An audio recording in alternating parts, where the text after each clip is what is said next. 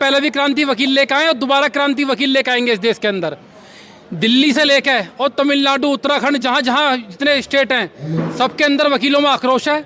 अगर 3 दिन के अंदर हमारी मांगें नहीं मानी गई तो ये लगा लो कि अभी तो आंदोलन चल रहा है बहुत शांत तरीके से, ये आंदोलन इतना उग्र हो जाएगा कि सरकार को संभालना भारी पड़ जाएगा। उग्र यानी आप हिंसा की बात कर रहे हैं क्या? हम हिंसा की बात नहीं कर रहे, हमारी कलम ही हमारी हिंसा है। कहाँ कलम तो बंद पड़ी है? कलम बंद नहीं पड़ी, इतने मुकदमे पुलिस के खिलाफ डल जाएंगे 56 दिन में कि पुलिस पागल हो जाएगी। क्या हो रहा है ये? पागल हो जाएगी जी बिल्कुल एकदम। लेकिन पुलिस पर तो एक जुनून सवार है, उसे तो खुली छूट भी मिली हुई है, एनकाउंटर भी कर देती है, बुलडोजर भी चला देती है।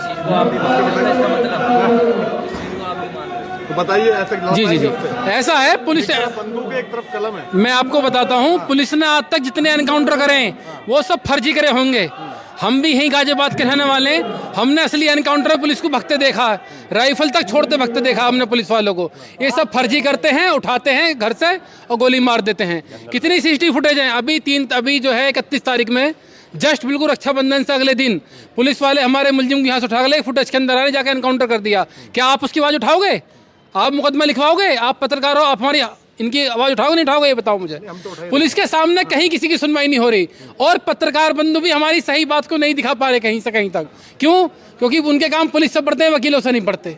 अगर वकीलों से उनके काम पढ़ते होते तो हमारी आवाज़ को उठाते, दमदार तरीके से हमारी आवाज़ को रखते। वो कहा जा रहा है कि वकील गलती पे है, उन्होंने अपनी टशन में आकर के उससे पुलिस वाले से झगड़ा कर लिया। टसन कोई नहीं होती। एक आदमी अपना मतलब शांतिपूर्वक अपनी बात को कह रहा है तो वो भी मतलब टसन हो गई। टसन कोई नहीं है। अपने हक की लड़ाई लड़ना, अपने अस्तित्व की लड़ाई लड़ना, अगर आप टसन मानते हो तो हम इसे टसन का ही नाम दे देंगे। याचना नहीं अब रण होगा, जीवन जय या की मरण होगा। टकराएंगे नक्षत्र निकर, बरसेगी भू पर अग्नि प्रखर। फण शेष नाग का डोलेगा, विकराल काल मुख खोलेगा और युद्ध ऐसा होगा फिर कभी नहीं जैसा होगा। और बात ऐसी है, जब कोई व्यक्ति ये कहता है कि भाई मुझे कोई चैलेंज कर ही नहीं सकता, पुलिस को वकील के अलावा कोई चैलेंज कर ही नहीं सकता, और हमने कर दिया और हम कर रहे हैं और आगे भी करेंगे, तो उनको ये बात अपने स्वाभिमान पे, अपने मन पे लगी है। हमें भी अहम है, उन्हें भी अहम है। तो इस चीज का कानूनी रूप से पूरा दिया जाएगा, जवाब दिया जाएगा। भारत बंद अभियान होगा। आप जो कह रहे हैं यातना नहीं रण होगा। हाँ, हमारा रण कलम से होता है। हमारा रण निर्दोष लोगों पे लाठियां मारने से नहीं होता है। हमारा रण कलम, हमारी AK-47 है। हमारी कलम लाठी नहीं है, आंसू गोले नहीं है, गोलियां नहीं है। हमारी कलम है, वही हमारी तलवार है, वही हमारी बंदूक है। और वकीलों से क्यों नहीं उलझना चाहिए? जो भी समझदार व्यक्ति होगा, ब्यूरोक्रेट्स होगा, वो पहले सलाह ये देते हैं कि वकीलों से क्यों नहीं उलझना चाहिए। वकीलों के पास बम नहीं है, वकीलों के पास कानून की ताकत है। और इस चीज को हम इस बार दिखा देंगे, निचले स्तर पर नहीं, ऊपरले स्तर पर भी दिखा देंगे। तो पुलिस के पास भी है? नहीं, जहां से इनकी चार्जशीट शुरू होती है, हमारा ट्रायल शुरू होता है। जब इनका पूरा खत्म हो जाती है दिमाग लगाना, हम वहां से लगाते हैं। चार्जशीट सबमिट कर दी, इनका दिमाग खत्म, हम ट्रायल से शुरू करते हैं। कब आ जाओ आप? उनके पास लाठी भी है और बंदूक भी है। लाठी भी है, बंदूक भी है, हर चीज के लिए। वकील एकता जिंदाबाद। अगर उनके पास लाठी है, उनके पास बंदूकें हैं, तो हमारे पास जो है चंद्रशेखर आजाद जैसे युवा हैं, शहीद भगत सिंह जैसे युवा हैं, और हमारी छाती हाजिर है। जब उन्हें गोली चलानी हो तो पीठ पे नहीं, हमारी छाती पे आकर चलाएं। बहुत बढ़िया, बहुत बढ़िया। हाँ जी, गोली चलाने की बात कर रहे हैं। गोली की बात नहीं कर रहे, सहने की बात कर रहे हैं। जब हद हो जाती है तो उसको सहा जाता है। तो उन्होंने कह दी, छूट दे दी कि जब आपका मन करे हम तैयार हैं उस बात के लिए। अच्छा, बार बार ये विवाद क्यों होता है? पहले दिल्ली में हुआ था, अब यूपी में हो रहा है। ऐसा पुलिस सबको चेक करती है, पुलिस को कौन चेक करेगा? तो उसको वकील चेक करेंगे। आप उसको चेक करने के लिए चेक करने के लिए हो रही है ये लड़ाई। जो गलत करेगी उसके गलत को गलत कौन कहेगा? वकील के अलावा उसे कोई गलत नहीं कह सकता। ना किसी में इतनी ताकत है, ना किसी को इतनी कानून की जानकारी है। हाँ, अगर वकील भी उस बात को सहने लगेंगे तो फिर आम जनता में और वकीलों में क्या अंतर रह जाएगा? क्या वकील साहब, एक बात बताइए, दो पक्ष हैं, एक कानून के रखवाले हैं कहा जाता है, एक लोगों को इंसाफ दिलाते हैं, वो भी कानून के सहारा लेते हैं। तो दोनों जब आपस में लड़ेंगे तो आम आदमी का क्या होगा? बात ही अकेली लड़ाई की नहीं है, बात अधिकारों की लड़ने की है। अधिकार पाने के लिए लड़ाई है। उन 29 को हमारा जो हापुड़ में एक बहुत ही शांतिपूर्वक अधिकार मांगने की लड़ाई थी।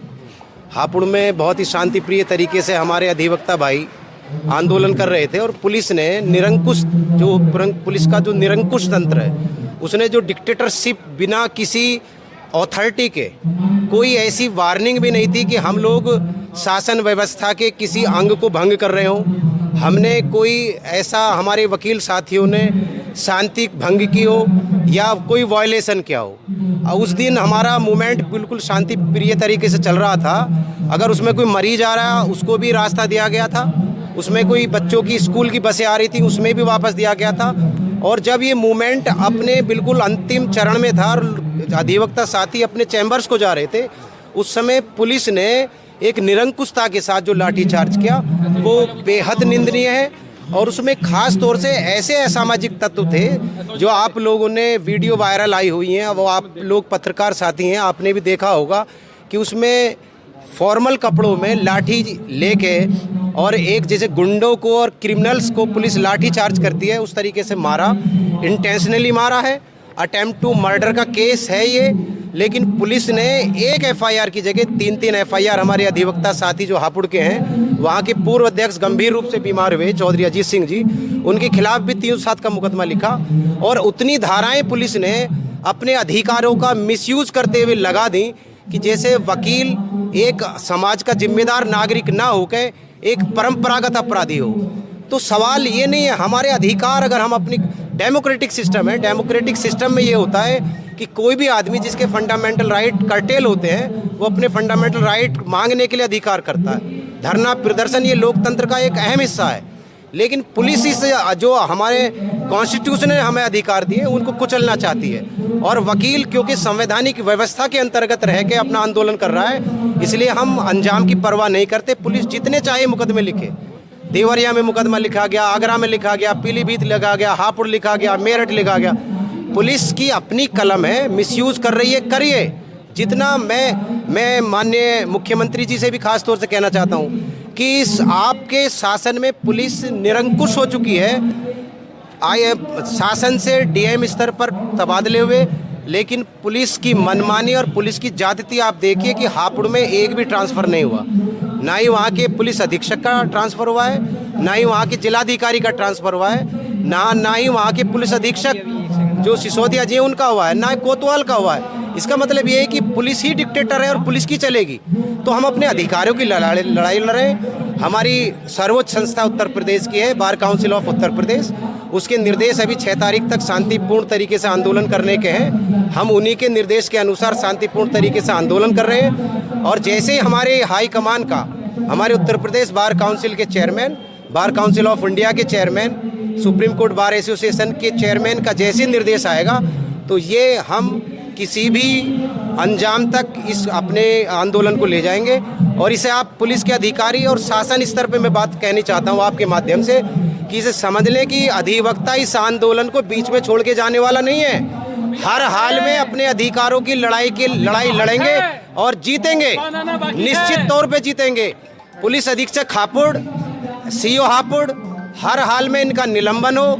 जो अधिवक्ता घायल हुए हैं, पुलिस के अत्याचारों के खिलाफ उनकी एफआईआर दर्ज हो, उनके खिलाफ मुकदमा दर्ज कर सस्पेंशन के बाद जेल जाए।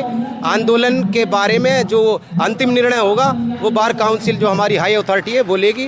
तब तक ये आंदोलन अनवरत रूप से चलता रहेगा, कोई आंदोलन में कोई कमी नहीं आएगी। जैसे ही हमें निर्देश प्राप्त होंगे कि आंदोलन को गति देनी है। स्वरूप बहुत बदले हैं पिछले कुछ सालों में, किसान भी सालों तक बैठे रहे। देखिए दो बातें हैं। दो समझना होगा, शासन विधि का ही चलेगा। आप पत्रकार हैं, पुलिस को समझना होगा, शासन विधि का ही चलेगा, तानाशाही नहीं चलेगी इसमें। हाँ। पुलिस का जो रवैया है वो लोकतांत्रिक व्यवस्था के खिलाफ है। जो पुलिस एक्ट बना 1861 में ये लागू हुआ, ये अंग्रेजों ने बनाया पुलिस तंत्र है। पुलिस एक्ट उन्होंने लिखा, आज व्यवस्था बदल चुकी है। भारत लोकतांत्रिक देश है। अगर किसी के फंडामेंटल राइट कर्टेल होंगे तो उनको अधिकार लड़ने का और अपने हक मांगने का अधिकार है। ये हमें संविधान ने दिया है। संविधान के अकॉर्डिंग हम अपनी लड़ाई लड़ रहे हैं और इस संवैधानिक लड़ाई लड़ने में हम माननीय उच्च न्यायालय इलाहाबाद और माननीय सुप्रीम कोर्ट तक जाएंगे। हमारी सर्वोच्च संस्था जो फैसला लेगी हम उसका पालन करेंगे। शांतिपूर्ण तरीके से हमारा आंदोलन जारी है और चलता रहेगा अपने अधिकारों की जीत तक। क्योंकि पुलिस ने अत्याचार किया है तो उसे हर हाल में उसके खिलाफ मुकदमे लिखे जाने चाहिए। नहीं लिखे जाएंगे तो माननीय न्यायालय हमारे यहाँ है, हर जिले में जिला न्यायालय है, उनके खिलाफ कंप्लेंट केस फाइल होंगे और जो भी कॉग्निजेबल ऑफेंस में उन्होंने अपराध किया है उसमें माननीय न्यायालय से तलब होंगे। उन्हें अंत में आप ये समझ लीजिए, आप पत्रकार साथी हैं, हर हाल में सत्य की विजय होती है, जिंदाबाद। जीत हमेशा सत्य की हुई है। अधिवक्ता साथी सत्य के मार्ग पर लड़ाई लड़ रहे हैं और जीत भी निश्चित हमारी होगी, अधिवक्ता साथियों की होगी। इसमें हम इससे डरने वाले नहीं है कि स्ट्राइक कब तक चलेगी। स्ट्राइक अगर हमारी संस्था 6 महीने का भी निर्देश हमें देगी तो हम तन मन धन से इस आंदोलन को बिल्कुल निर्बाध रूप से चलाने में सक्षम है। बीच में बुलडोजर आ गया तो बुलडोजर, देखिए बुलडोजर भी एक लोकतांत्रिक व्यवस्था है, बुलडोजर से हम नहीं संभलने वाले। ये लोकतांत्रिक व्यवस्था है, 5 साल के लिए सरकार में आती है। अगर जिन जिन सरकारों ने जनता के खिलाफ अत्याचार किए हैं वो बुलडोजर चलाने लायक नहीं रहे। ये वही बाबा जी अगर लोकतांत्रिक व्यवस्था के अंतर्गत कार्रवाई करेंगे तो अंत में सरकार की विदाई तय है।